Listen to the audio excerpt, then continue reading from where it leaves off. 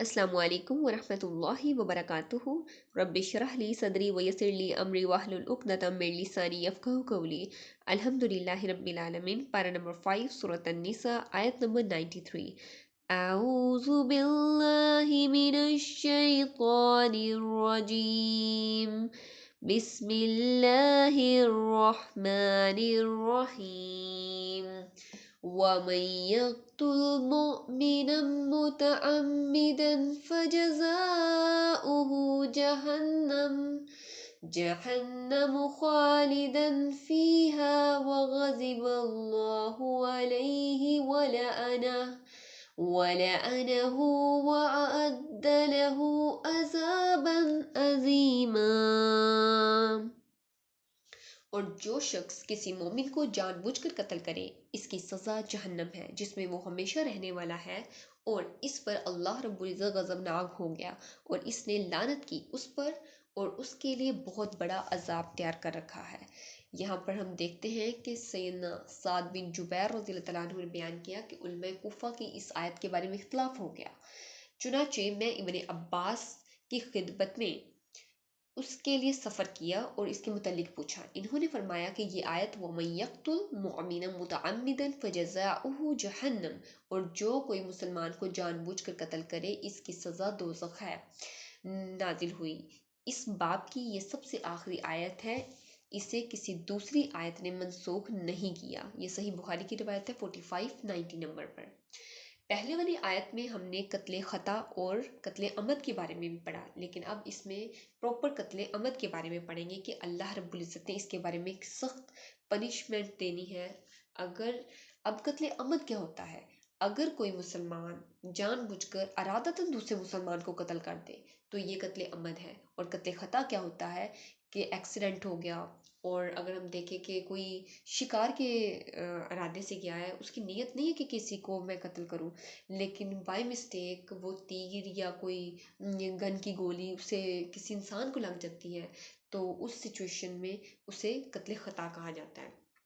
اللہ تعالیٰ کا قتل عمد کے بارے میں جو حکم ہے اس کی سزا جہنم ہے، اس میں ہمیشہ وہ انسان رہے گا اور اللہ رب العزت اس پر غضبناک ہوگا اور اللہ تعالیٰ کی اس شخص پہ لعنت ہوگی. اس کے لیے سخت عذاب ہے. اس آیت میں قتل عمد کے لیے سخت ڈرایا گیا ہے، سخت وعید ہے. قرآن کی اکثر آیات میں اس کا ذکر شرک کے ساتھ آیا ہے، جیسے کہ اللہ رب العزت نے سورۃ الفرقان آیت نمبر 68 میں فرمایا ہے وَالَّذِينَ لَا يَدْعُونَ مَعَ اللَّهِ إِلَٰهًا آخَرَ وَلَا يَقْتُلُونَ النَّفْسَ، اور جو اللہ رب العزت کے ساتھ کوئی دوسرا معبود نہیں پکارتے اور جس جان کو اللہ تعالیٰ نے حرام کیا ہے اسے قتل نہیں کرتے مگر حق کے ساتھ، اور وہ زنا نہیں کرتے ہیں. سیدنا ابو ہریرہ رضی اللہ تعالیٰ عنہ سے روایت ہے کہ نبی صلی اللہ علیہ وآلہ وسلم نے ارشاد فرمایا کہ قسم ہے اس ذات کی جس کے قبضے میں میری جان ہے، دنیا ختم ہونے سے پہلے ایسا دن ضرور آئے گا قاتل کو بھی پتہ نہ ہوگا کہ میں نے کیوں قتل کیا اور مقتول کو بھی پتہ نہ ہوگا کہ میں قتل کیوں ہو گیا. کسی نے عرض کیا ایسا کیوں ہوگا؟ فرمایا فتنے کی وجہ سے ہوگا. قاتل اور مقتول دونوں دوزخ میں ہوں گے. یہ مسلم کی روایت ہے. سیدنا ابوبکر صدیق رضی اللہ تعالیٰ عنہ سے روایت ہے کہ رسول اللہ صلی اللہ علیہ وآلہ وسلم نے ارشاد فرمایا کہ جب دو مسلمان اپنی تلواریں لے کر آمنے سامنے آ جائیں تو وہ دونوں دوزخ والوں میں سے ہیں. ایک شخص نے عرض کیا کہ ان میں سے جو قاتل ہے اس کا تو سمجھ آتا ہے کہ دوزخ میں جانا، لیکن جو مقتول ہے اس کا؟ تو آپ صلی اللہ علیہ وآلہ وسلم نے فرمایا مقتول بھی تو یہی ارادے کیے ہوئے تھا کہ میں اس شخص کو قتل کر دوں، لہٰذا وہ اپنی نیت کی وجہ سے دوزخ میں جائے گا. نیت تو دونوں کی ایک دوسرے کو قتل کرنے کی تھی. یہ بات اور ہے کہ ایک کا داؤ لگ گیا. یہ بخاری کی روایت ہے. اسی طرح جرم بیان کرنے کے بعد اللہ رب العزت کا غضب اور اس کی لعنت کے الفاظ سے اس جرم کی شدت واضح ہوتی ہے. یہاں اللہ تعالیٰ نے جان بوجھ کر قتل کرنے والوں کے لیے وعید کا ذکر فرمایا ہے. یہاں پر اللہ رب العزت نے قتل عمد سے سختی سے منع فرمایا. سیدنا ابن عباس رضی اللہ تعالیٰ عنہ کی رائے ہے کہ یہ توبہ کے ذریعے بھی معاف نہیں ہوگا. یہ بات حدیث رسول صلی اللہ علیہ وآلہ وسلم سے واضح ہوتی ہے. سیدنا ابن عبداللہ بن عمر رضی اللہ تعالیٰ عنہ سے روایت ہے کہ رسول اللہ صلی اللہ علیہ وآلہ وسلم خطبہ حجۃ الوداع میں فرمایا بے شک اللہ سبحانہ وتعالیٰ نے تم پر ایک دوسرے کے خون، مال، عزت اسی طرح حرام کر دی ہے جس طرح تمہارے اس دن کی، اس شہر کی، تمہارے اس مہینے کی حرمت۔ نیز فرمایا میرے بعد ایک دوسرے کی گردنیں مار کر کافر نہ بن جانا۔ یہ بخاری کی روایت ہے 6785 نمبر پر۔ سیدنا ابن عباس رضی اللہ تعالیٰ عنہ کہتے ہیں کہ آپ صلی اللہ علیہ وآلہ وسلم نے فرمایا قیامت کے دن قاتل کی پیشانی کے بال اور سر مقتول کے ہاتھ میں ہوگا اور اس کے گلے کی رگوں سے خون بہہ رہا ہوگا، اور اللہ رب العزت سے فریاد کرے گا کہ اے میرے رب، اس نے مجھے قتل کیا تھا، یہاں تک کہ عرش کے قریب لے جایا جائے گا۔ راوی کہتے ہیں کہ لوگوں نے ابن عباس کے سامنے توبہ کا ذکر کیا تو انہوں نے یہی آیت پڑھی اور کہا یہ آیت نہ منسوخ ہے اور نہ بدلی گئی، پھر اس کی توبہ کیسے قبول ہو سکتی ہے؟ یہ جامعہ ترمذی کی روایت ہے۔ سیدنا ابو دردہ سے روایت ہے کہ رسول اللہ صلی اللہ علیہ وآلہ وسلم نے فرمایا کہ امید ہے کہ اللہ رب العزت ہر گناہ کو معاف کر دے گا مگر جو شخص مشرک ہوتے ہوئے مر گیا اور جس نے کسی مومن کو قتل کیا اس کی مغفرت نہیں۔